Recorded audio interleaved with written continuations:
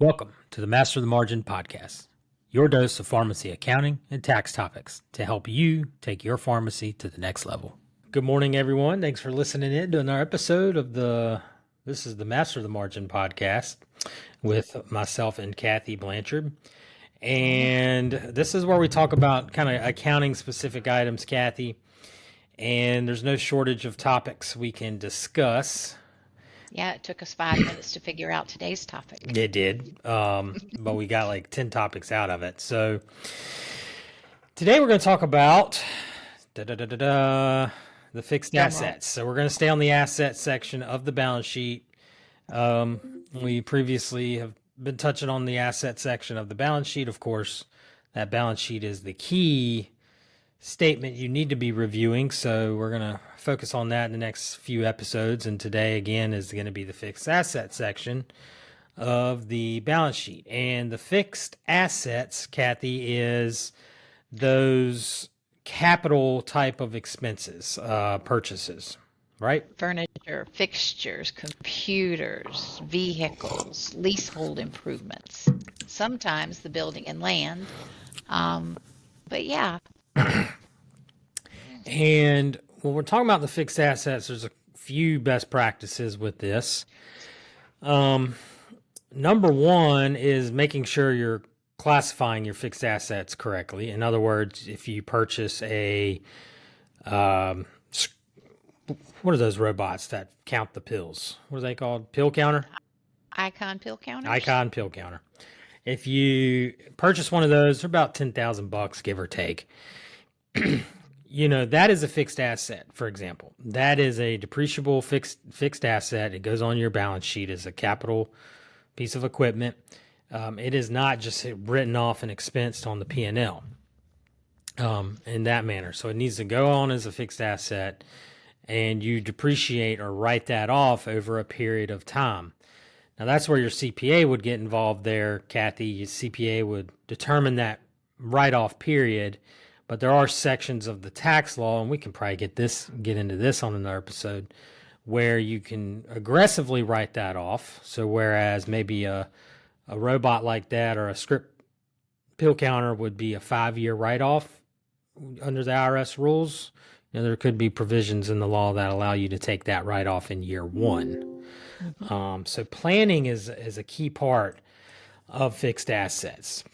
Fixed assets should definitely be part of your planning, tax planning, and strategy in that regard.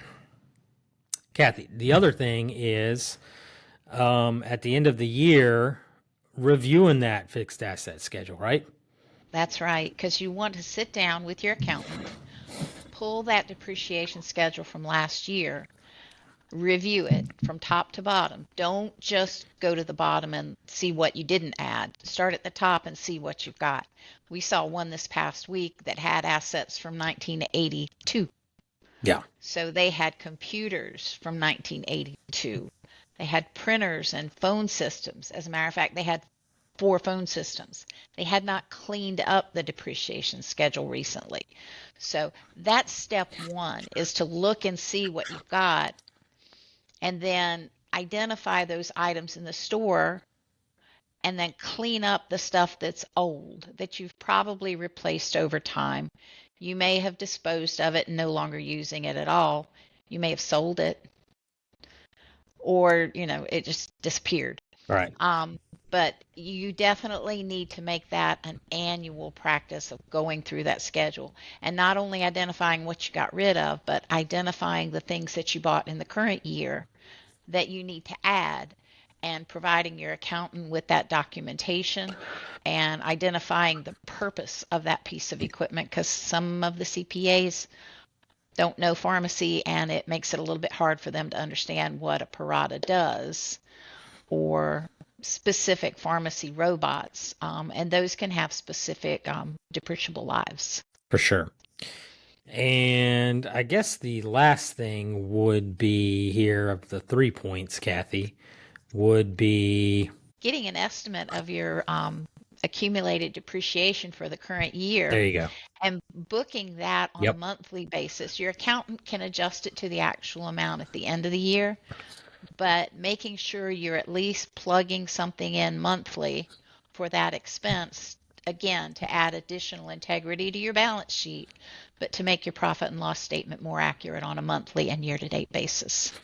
That's exactly right. Getting that estimate in there is important to give you the best kind of picture of what's happening in the pharmacy in terms of your P&L. And when we're talking about P&L later on in further episodes, having all these pieces tied together is important. So with that, that is kind of the fixed assets 101, I guess, if you will. A 201, 301, 401 would go into that real tax planning piece behind it. But hopefully that's helpful for everyone listening in.